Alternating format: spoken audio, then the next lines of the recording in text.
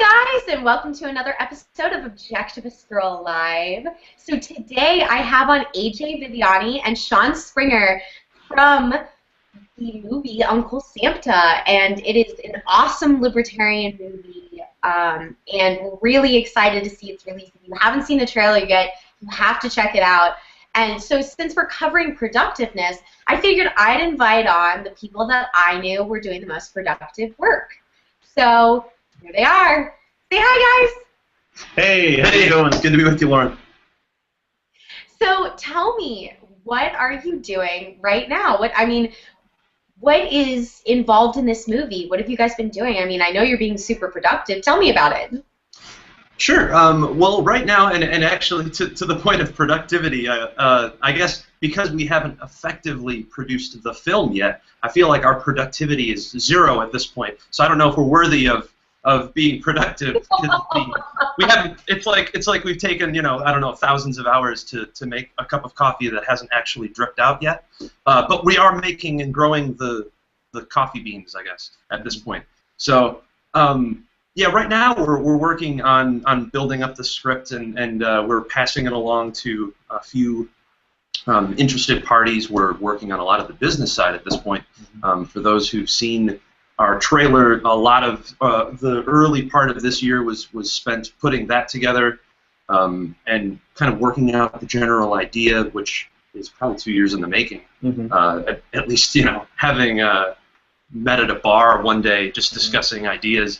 We decided and shook hands like, yeah, let's do it. We care a lot about economics and of course we have a background in animation, so we thought this is a good meeting of those two ideas. So yeah, I'd say in terms of productivity, we've been steady. We didn't for a while there. We were killing ourselves. Actually, we just finished. Like 3 months where it was really hard right before we finished the actual animation. But other than that, I'd say we've had a really good steady pace. So in terms of productivity, we dedicated, my wife was very cool about it. And I said 3 nights a week after work, Monday, Wednesday, Friday, I'm going to work late with AJ and we're going to write this thing. She was totally cool with it.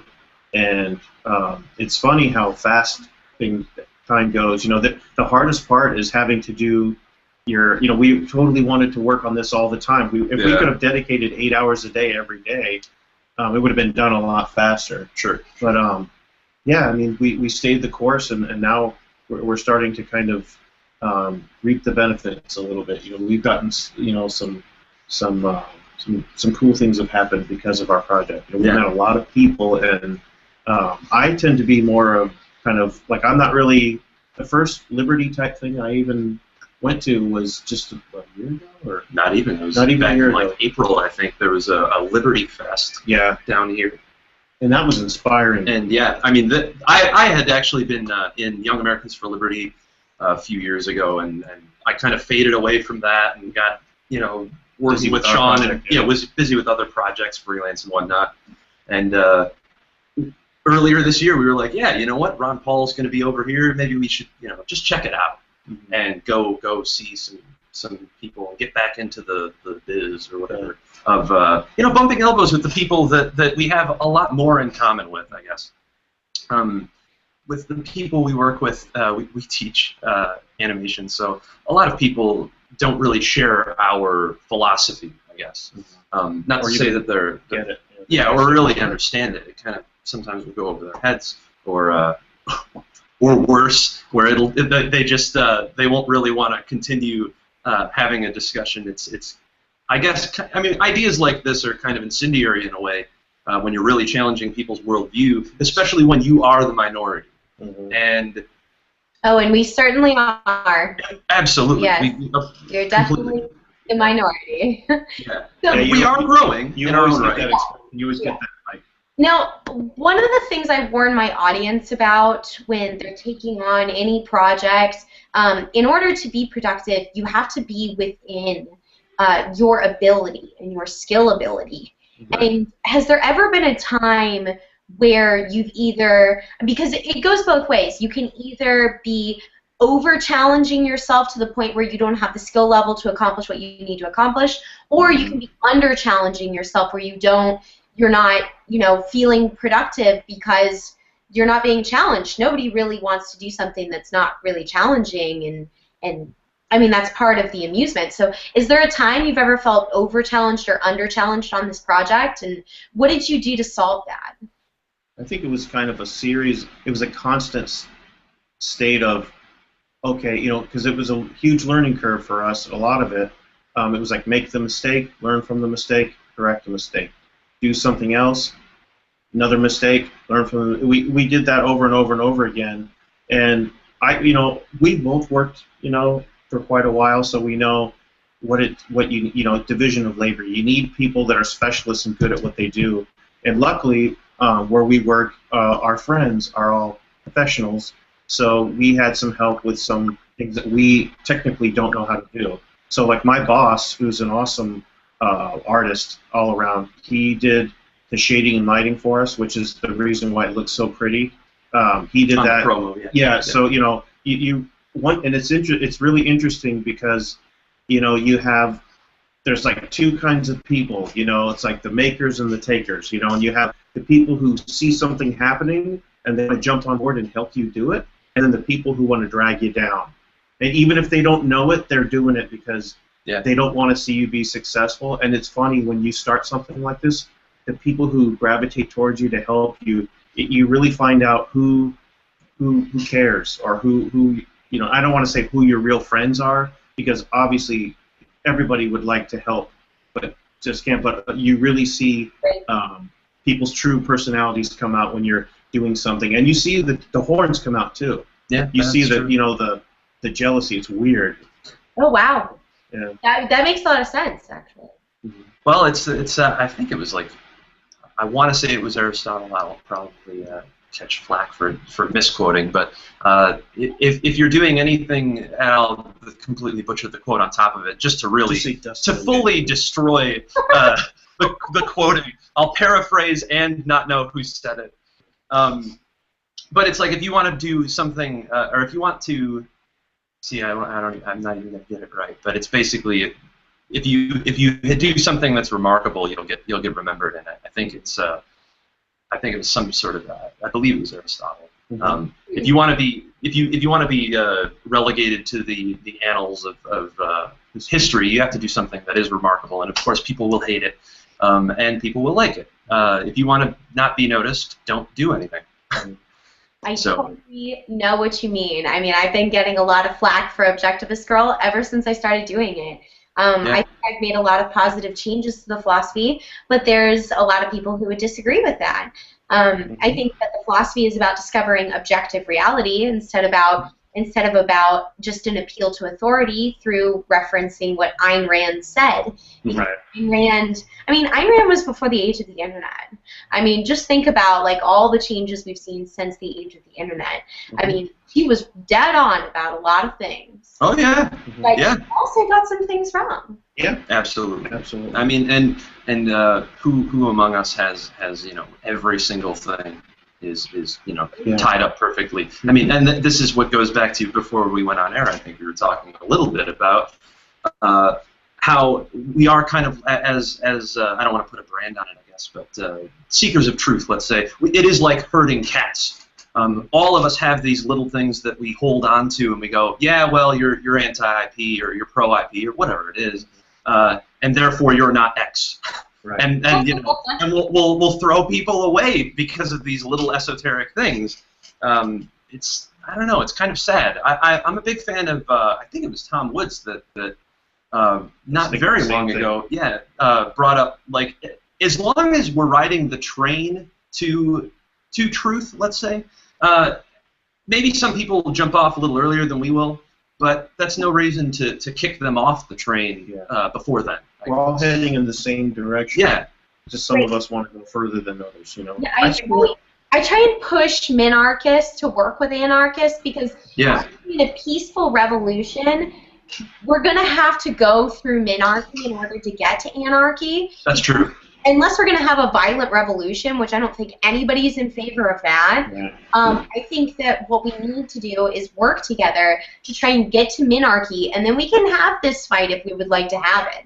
I mean, if we get to minarchy and it's working, I mean, I'm not really going to, but I don't see it working, but that's, you know, my opinion of what I see. And I think that a lot of people will change between minarchy and anarchy between that time. Sure. So I think we can work together. Exactly, and I mean, I think the more time people spend on a subject like minarchy versus anarchy or whatever it happens to be, there's I think a Latin phrase like magna est veritas et prevalebit or something. Truth is mighty and will eventually prevail. The longer time you spend on something, you're going to come to the truth at some point. Maybe at first you'll go, no, you know, IP, no way, we can't be without IP. That's crazy. But the longer you research it and kind of go, no, I mean, if you're really looking at it and you're trying to be consistent, that's the same thing with minarchy. When you spend time on it and you go, yeah, government sucks and it's evil and it sucks at everything, basically. Well, but we need a little bit of it. It doesn't. I don't know. It just doesn't follow. Yeah, it's like how much poison do you want in your water? Yeah, none. I want right. none in my water. I'm kind of good. It's okay. You can live with a little poison. And that's the thing. I would go, yeah, of course, if they would like to, that's perfectly fine. And I think that this kind of plays into the whole productivity thing. We choose what we want to be productive about, and as Sean was saying, division of labor and things like that, working with like-minded people who, some people will hate you for doing what you're doing, and you have to kind of not focus on that. Yeah. Right. Yeah, we kept everything real quiet. Yeah, as long as we could. Yeah, we wanted to keep our work separate from the project, and most people didn't know that what we were doing. Our close friends did, and when I said that earlier, it wasn't like there were people trying to hamstring us left and right. But what I was kind of getting at is you do kind of feel that some people, hey, how come you have so much time to do that? And like that kind of a feel, but yeah, in terms of being productive. You also mentioned when you mentioned the Objectivist girl. Yes. The term. I think, at least in my opinion, as soon as you put a term on it, it's like you're branding it, like you said. It's like people try to define it and institutionalize it, and then they're like, it's almost like they're forming their own little religion. And then it's like, no, you're not working with the dogma here. So and so said this, and if you don't believe this, and I kind of look at if you look at like the Bible, I don't think people really need to bicker over all the little things. It's if you read the Bible and it's true to you and you like what it says, you can't really, you shouldn't beat somebody over the head with it just because you have a disagreement over it. Yeah, I totally understand where you're coming from. So one of the things I wanted to ask you about is, there's a lot of hurdles in being a productive person and really going for what you want. And I mean, other than feeling like you may be too challenged or under challenged, what is really the biggest hurdle that you guys have had to deal with since you started this entire project? I have a pretty good one. I think it's not quitting. I think that when you're working on something that takes a long time and it takes a while to see anything come of it, there's a large part of you that goes, you know what, maybe I'm heading in the wrong direction and I need to cut my losses and I need to take a different direction. Yes, it's just me. No, I'm pretty sure there's probably a lot of us, I think.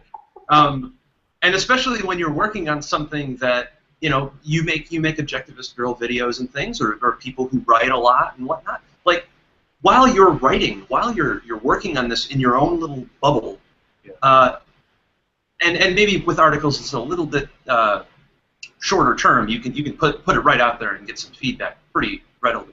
Mm-hmm. But longer term projects, there's moments every day that you could go, maybe we should go this direction, or maybe we should change this, or you second guess yourself a lot. And I guess I would tell people that in terms of productivity, just taking it in little bits, and it's the first step, kind of cliche, but you have to you're not going to jump the whole flight of stairs. You have to just every day keep pushing, and believe in your own persistence, I guess, and it does happen. That's how you're productive, I basically. think also being honest with yourself. Yeah. You know, like you look at things like, okay, am I not doing this because I don't want to get out of my comfort zone, or am I not doing this because there's a reason for it? And I think a lot of, you know, like AJ and I, still going? It says live. I think we still are. I think we lost our video. Can you hear us? Or? I think so. It says live. Hey, we're back. You're back. So you were saying being honest with yourself. Yeah, and knowing, like asking, being honest with yourself about, questioning why you're doing what you're doing or why you're not doing. Like AJ and I are both artists, so we're used to working behind a computer. We were really hesitant about coming out of our comfort zone in terms of, because we're not used to being the front men. We're artists. We like to hide behind our stuff. Yeah. But getting out there and actually networking socially, doing social networking and going to events and talking with people has been a real learning experience. And also, it's actually really fun. I'm glad that we did it. Like I was saying, we went to the Liberty Summit here. We met Ben Swan, and we got a chance to talk to Matt Kibbe for a second. And we met a lot of cool people. And like for me, the only thing I've ever done is read books or read things on the internet and talk to this guy. I've never really talked to too many people who are liberty-minded, and doing something like that is actually really inspiring, and that's really what kind of helped us, It gave us something to say, which whenever you're working on anything, I think, and even the most mundane, if you have a purpose, a sense of purpose, I think that in the grand scheme makes it easier. It makes it more palatable for you every day to do the mundane. That is almost inevitable in any project that's worth doing. Yeah. It's a lot of stuff that. Yeah. It's funny that you say that, because productiveness is actually a virtue under purpose. So productiveness is the thing that helps you achieve purpose. And so purpose is the long-term goal, and productiveness is the short-term goal that helps you get to that long-term goal. So it's really funny that you say that, because I've been hounding on this for like a month now, about how it's about productiveness is to help you achieve your purpose. And if you don't have a good purpose, you're being productive for no reason. But it seems like you guys have a really good purpose. And the other thing I noticed, Sean, was you were saying that it seemed like you were saying the thing that you thought was going to be your biggest hurdle ended up being one of the most valuable things you did. Yeah. We're learning a lot of things in the process of marketing our project. That was completely new to us. Oh, yeah. I think we made a lot of mistakes, but we learned a lot of things, and we met a lot of great people. And again, it's like you meet people jump on board and help you. Oh yeah, and that's what probably the most beautiful thing was that when you have like zero expectation. And you're coming out of left field, and you're just like, we're just gonna take this flag and place it out there and just see what happens and get some negative feedback or whatever. But there are actually people that it resonates with. Yeah. And if you get that one person, that's like worth the whole thing. It really is. Yeah. It's amazing. And the fact that there were people like Zach Carter, who is Ben Swan's PR guy. He saw our project. BenSwan.com wrote an article. Rachel Blevins wrote an article about our project, and right after that, Zach Carter, who's Ben's PR guy, contacted us, and it was like, from there, just one thing after the other. He's like, I love this project. I want to help you guys out, and that's what it's about. It's being able to take that risk and have the sense of purpose and not just working in the dark. There's this tendency for us to knee-jerk back to the Adam Smith labor theory of value, where as long as I work a ton, then that's okay, and that means I've done a lot. And the amount of time is irrelevant, ultimately. Yes. Yeah, I mean, like, if it took me 3 seconds and I made something that's absolutely amazing, or it took me 10,000 hours in it and it's still amazing, people are mostly going to just look at the thing. They're not going to look at the labor that it took to get there, Right. the sausage-making process, let's say. So really, yeah, it's that long-term productivity that takes you there. That you have to find that efficiency in what you're doing, not just and if work. you don't, and like you were saying, the purpose. If there's no real purpose behind it, or you don't really believe in what you're doing, it'll fizzle out. Yeah. And we would do that. Like we would take a few days, we wouldn't work on it, and we'd get together and we'd read over our notes, and then we would just start jamming in our story sessions and laughing and having a good time, and and then we would read what we wrote, and it was fun. Yeah. And it just kind of reassured us as we did it, like we thought it was, we think it's good, we liked it. Somebody else might read it and say otherwise, but we were like, I think this is good. We would, and that kind of just, and I think it's because we both are on the same page with what we wanted to say. Yeah. So that productiveness leads to your purpose, and once you achieve that purpose, you develop self-esteem. And even when you make tiny goals, like tiny inches towards your purpose through that productiveness, self-esteem. And self-esteem is the value that comes out of all of this hard work. And so what you're feeling when you're enjoying that, that time where you're really doing it well and it's just going really smoothly, is that confidence, that self-esteem, that ego. It's great. I mean, isn't it? Oh, absolutely. I mean, in a way, that's, like I mentioned, having doubt early on. It's funny because the best thing to beat the doubt is to work on it more and to fight through it, and it gives you, you're right, that self-esteem that makes you kind of laugh at yourself for doubting. Yeah, almost. Those hurdles just make everything better, I think. And you mentioned Zach Carter. He was actually the person that connected you and I, AJ, and I don't doubt it. He's connected me with several other people. He is so. If I could pick somebody else that was extremely productive, it would be him. Yes. He's a worker. He's great at his job. He connects wonderful people together. I really like him. He is words cannot describe my admiration for that guy. He breathed new life into this project where I don't know if it would have gone as far as it is going and will go. He really helped us out. So and is still to this day. I think just yesterday he contacted me. He's still going at sprint neck-breaking speed. I can speak. One of the other things I wanted to ask you guys is I also talk about with purpose and productivity, especially productivity, that it's important to being productive, that you take breaks and you know your limitations as far as physical and mental exhaustion, so that when you are working, you can do, it's like you said, it's not about that time spent, it's about being productive in the time that you do spend.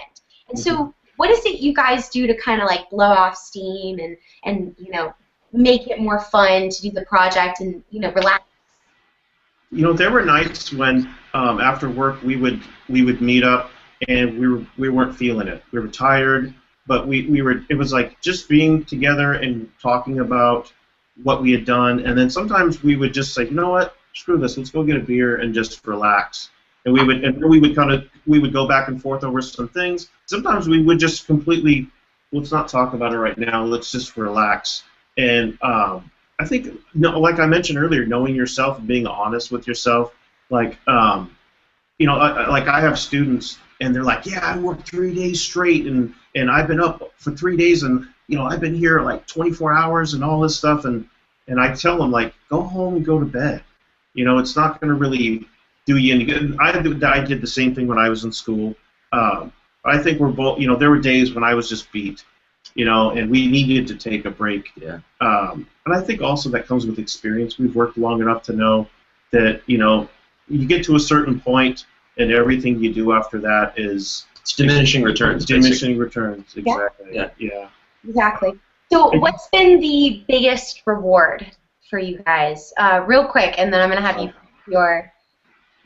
your show and tell everybody where they can find you and everything. So, what's Can I say it? I don't know if this sounds really cheesy, but I would say the biggest reward is partnering with this guy. Because you're gonna make me cry. No, because if it wasn't for him, like I don't think I would have been able to do this. And I think I actually that feeling is absolutely because I have a lot of doubts. We helped each other kind of overcome our shortcomings. You know, like I said, we would, you know, when one of us would say, I don't know, man, what do you think? And then the other one, usually he would say, or I would say, like, screw it, let's do it anyway. Let's just give it a try, you know. And I don't know, I can't even put my finger on it. We've done that so many times where we, you know, it always feels like we've said this a million times to each other. It always feels like you're pushing on this wall, right? And it's just not budging. Then all of a sudden, boom, it budges, and we jump 12 feet, and we're like, whoa! I can't believe that just happened. Like with the project, it's been nothing but that. Yeah. You know, like you're not moving, and then you jump, and then you're not moving again. Your feet are doing this. You're pushing and pushing, and finally it gives, and it's like, oh, we thought, you know, nothing was happening, and all of a sudden, boom, we hit another huge milestone. Wow. Yeah. That is so. That's also like I wanted to say earlier about being productive though. With it seems like if you know I've learned from doing animation that when most of my productivity or my good ideas come out of work. Like if I didn't actually sit down to do the thing, all these doors in my mind of creative ideas wouldn't have happened. Like it's like us talking about the story. We can sit there and talk all day and we have all these great ideas, but if you don't write them down and go over them, then it'll just do nothing. But once you do that, then those things, once you build that, then it starts opening other ideas, and then it just keeps going and going and going. So the creative process, I think, it all comes out of work. It all comes out of. So tell me a little bit about this movie, how they can help, where they can find you, etc. We have about 3 minutes. So I thought I'd let you guys tell me about the movie. Sure. So the movie is an animated Christmas comedy. It's the basic premise is that Santa has kind of gone galt after Uncle Sam has. Yay! Yes, I figure that will put it in those terms. Yeah.